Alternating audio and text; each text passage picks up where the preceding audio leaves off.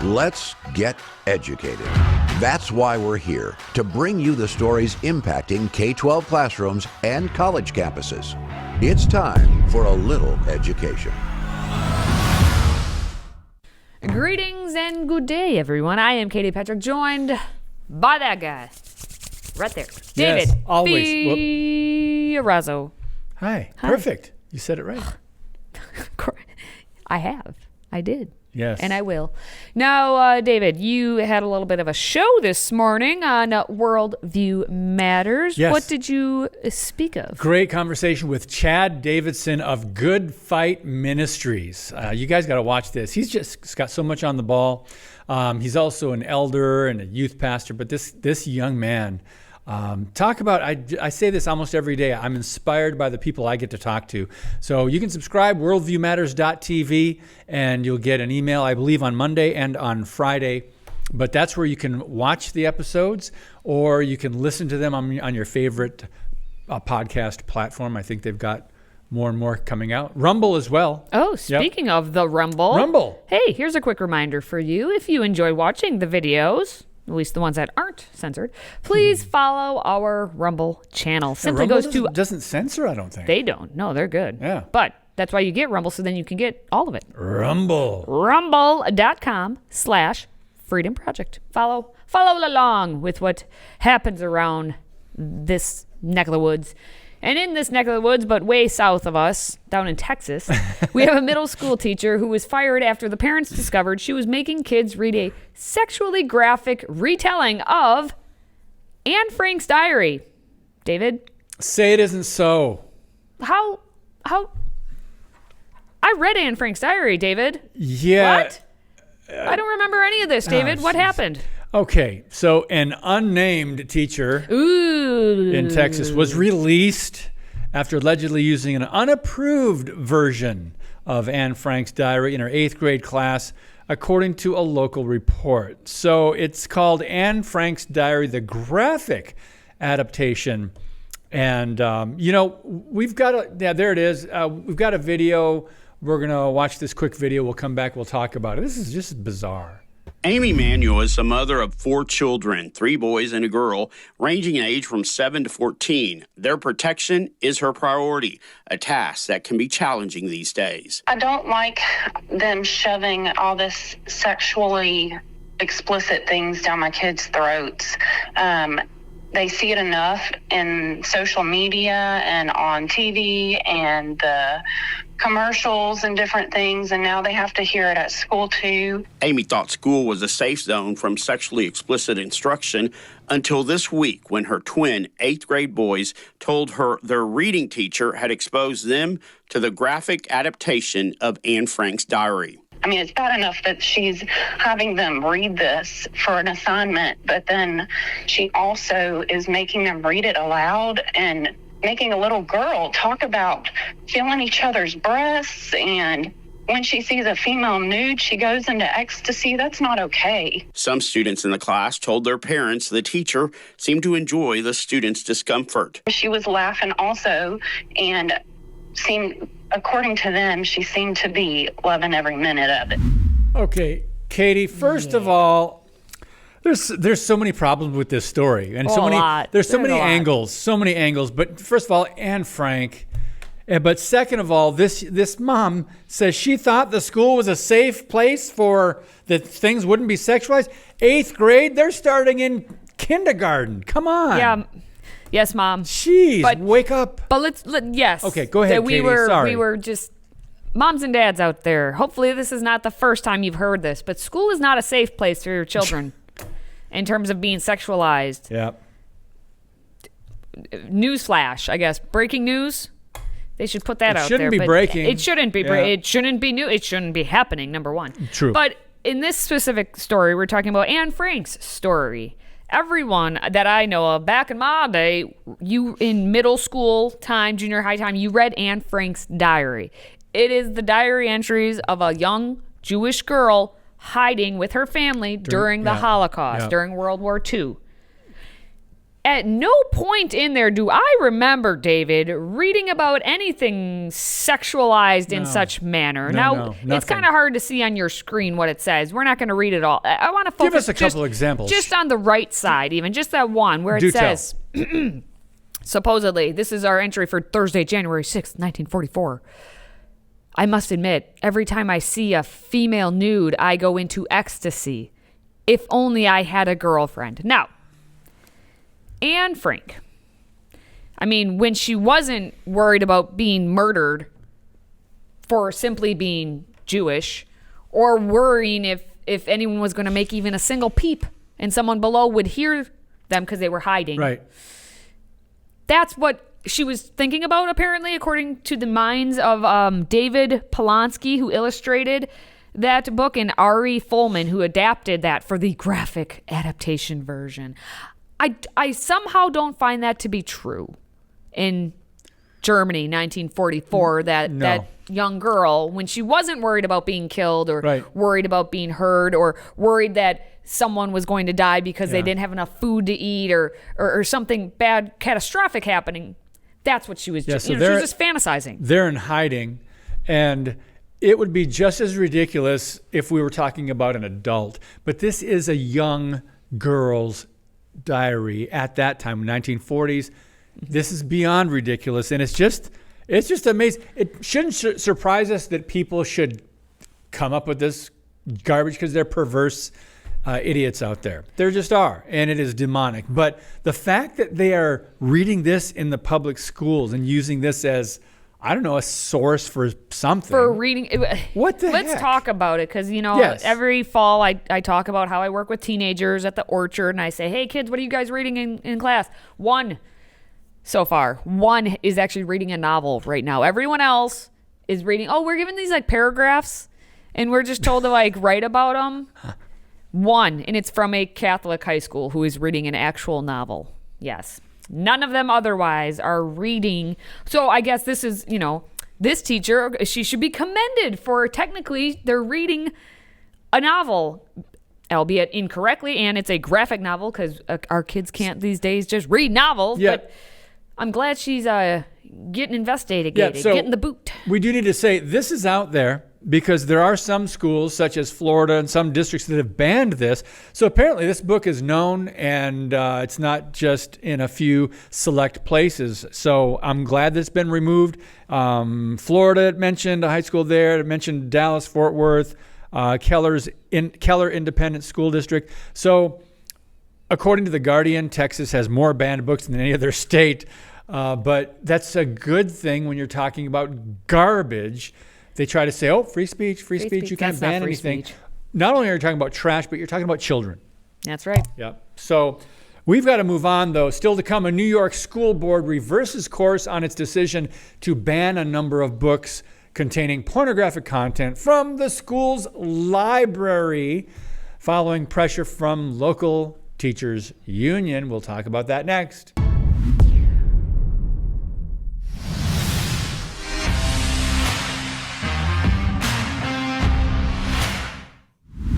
Regarding the banning of books, David. Yes. Thank you for setting me up for that one. You're welcome. We have a school board in New York that has reversed course on its decision to ban a number of books containing pornographic content from the school's library following the pressure, as always, from the local teachers union. Now, back in August, the Clyde Savannah Board of Education removed these books: All Boys Aren't Blue, Red Hood, People Kill People, Jesus Land, a memoir, and It Ends With Us from the school library because it followed a complaint from a local father in the school district. So they looked at it, okay, they got rid of it. Good. Now, All Boys Aren't Blue contains some graphic depictions of sexual acts, including some masturbation, anal sex. And the other titles depict underage characters having sex and detailed descriptions of sex between the adults. Of course. Okay. But now, the school board reversed their decision in a 6-2 vote. Take a look. Cite the law. If you're going to claim it's legal, cite the law. That's right.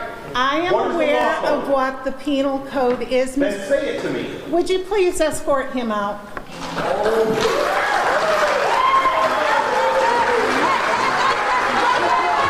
It's quite the talker. Some are in favor of keeping the books off the library shelves, and some are against. Jacob was at tonight's school board meeting and says these books are inappropriate to have in the school's library. He challenged the school board after they voted to overturn their previous vote to remove the books off the library shelves. Jennifer Williams says she doesn't agree with the board's decision and is not surprised. There was probably enough votes that it was going to pass anyway, and to face the wrath of people who wanted the books here, it was just too much. Even though morally she knew that the books should not be here, she voted to put them back in. Teresa Edwards has a senior at the high school. She expressed her stance on being in favor of returning the books to the shelves. I feel the kids have more at their fingertips already than what was in the books that have been discussed, and I don't think most kids probably even knew about these books beforehand, and this is just bringing it to their attention. Oh, Yeah. yes, of course. Just, Yeah. I mean, we'll just let them do the sneaky way of getting the porn like they used to. Then it's acceptable, according to her. So was her justification, it's out there anyway. They're going to see it anyway. Hey, We might as well put it in the school library. Just might as well. I mean, drugs are out there too. Just might as well give them some cocaine. Can you imagine, Let's just Katie have the party. Patrick, if I said, the Bible is out there anyway. just It's put it in their hands. number one bestseller in the see it. world, best-selling, least read book. But hey, the Bible is out there anyway. Why don't we put it in the school library? Can you imagine the pushback on that? And how could we not be selling this as, hey, in the Bible? I mean, it'll keep them entertained for hours. Hours. Just, I mean, there's so much there. What? Could we not? Right? Again, but another point, 6-2, this vote. 6-2. To reverse it, put these books back in. Now, it was Jacob Marchetel, who was the father who filed the initial complaint regarding the books, and he said he was worried that the reversal would determine how local school board decisions were handled in the future. He's smart about this one. He's a smart cookie. He said it sets a precedent where now, if this stays and no one else fights back, if no one else pushes back, the teachers union run by the state now has the power to step into every single school board election and threaten them with lawsuit if they don't vote in accordance with how the union wants them to vote. Oh, what? Corruption? A bit? No, not in politics. No. Not in schools. Say it ain't so, David. At the local level? Oh.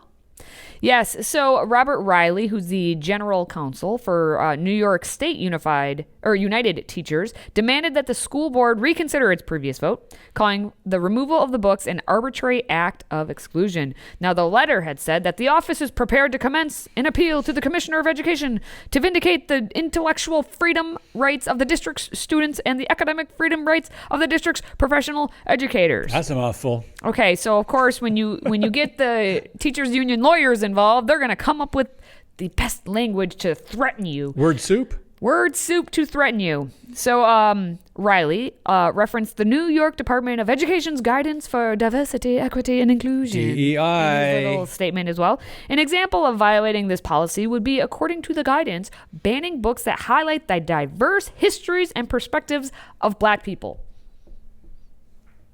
Really? I thought we were talking about perversion and, sexual promiscuity. Now I hear race is an issue. There's race in there. Okay, all boys aren't blue, and there's a black person on the cover. So that's the one that. Okay. There you go. You got to get. Yep.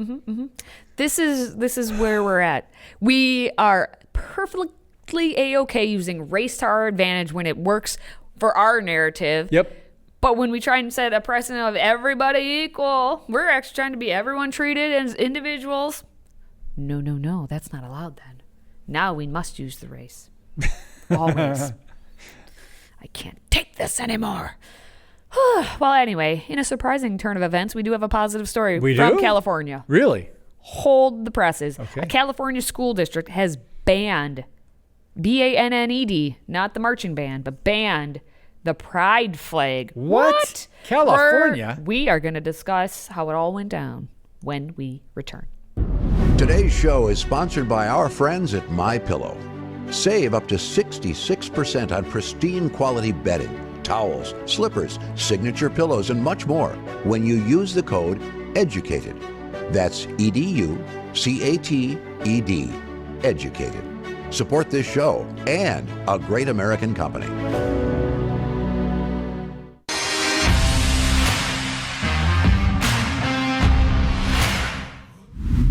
Bye-bye. Bye-bye. Bye-bye now. What? Bye-bye. What? Who? Bye-bye. Bye- Bye-bye. bye-bye. Bye-bye. Bye-bye. Bye-bye, pride flag. See you never. We have the Temecula Valley Unified School District in, yes, California, David.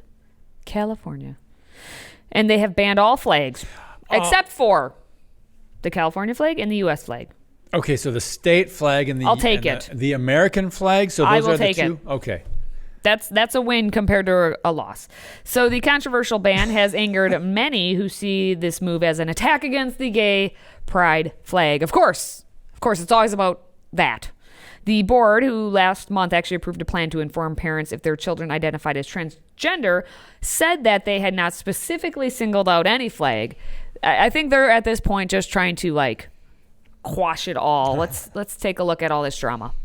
Now this rainbow flag, we are seeing infiltrate every corner of education. We need to talk about that. Taking down a pride flag is telling people they're not wanted. The school board president placed the policy on Tuesday night's agenda. It doesn't specifically mention pride flags on school campuses, but opponents believe the ban is aimed at preventing pride flags from being flown. Ashley Williamson says the pride flag symbolizes speech and acceptance. When my children and I see LGBTQ flags and pride flags and progress pride flags, we all know that we're going to be accepted there. We know that we're not going to be berated for what we believe in or how we look or how we act or the people that we're in relationships with. The classroom is not your personal diary where you need to tell the children how you feel about everything.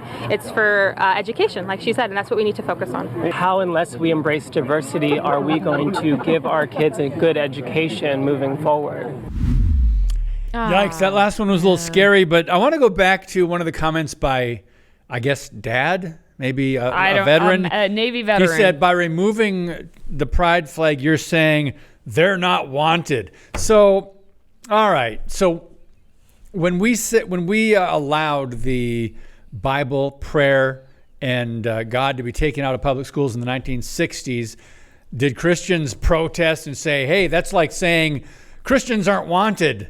No, it's just this idiotic move. But I like the fact that they're keeping the American flag and the state flag. That perfectly on a public across the country. Grounds. Yep, that I'm okay with. I wish they would do away with all of it. Yeah. Now, what that Navy veteran who you heard there were in the San Francisco. It looked like, I think it was San Francisco 49ers t-shirt. It kind of looked like it. But anyway, he said in his full statement, there he is, taking down a pride flag is telling people they're not wanted. How un-American is that? You're telling them, go into the closet, be quiet. We don't want to see you. We don't want to acknowledge you. Well, it's basically what they've done to Christians. Okay. Go into the closet, or stay behind church walls. Don't you get out in public. Don't you influence us with that Bible and the morals. But if we're going to try to make this apples to apples, then this is like Christians are Christian through and through. So is everything in your being, is that your religion? Pride is your religion. And I know we've talked about cult. Yes. So if you're admitting that this is your, I guess, equivalency to Christianity, then that was against your religion. But then religion's not allowed to be expressed in school. And then, yes, okay, problem solved. Pride flag's gone again. I think so you talk yourself into it there, Mr. San Francisco more man. People need to make that argument, Katie, what you just said. More people, if you just understood what she said, it is a reflection. It is a religion. They are very religious about their sexual, behavior and expression. I think we need to start talking in those terms. But I like how some of the other comments that we didn't get to see. One woman during the public comment said, pride flags represent inclusivity, not sex, you weirdos.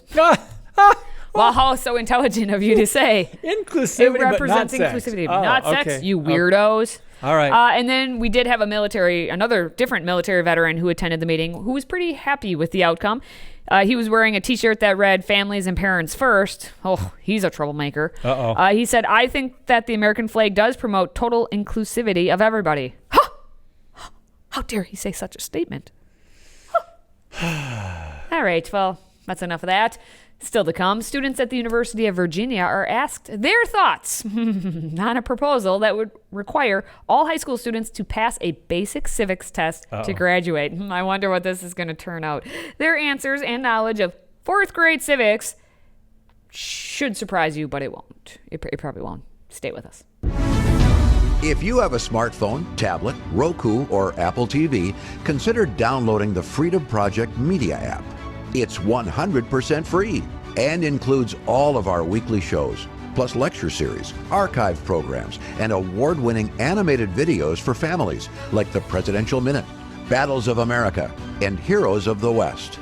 Don't rely on the social media giants to keep you informed. Simply download the Freedom Project Media app from your app store and allow notifications. And we'll let you know when a new video is ready.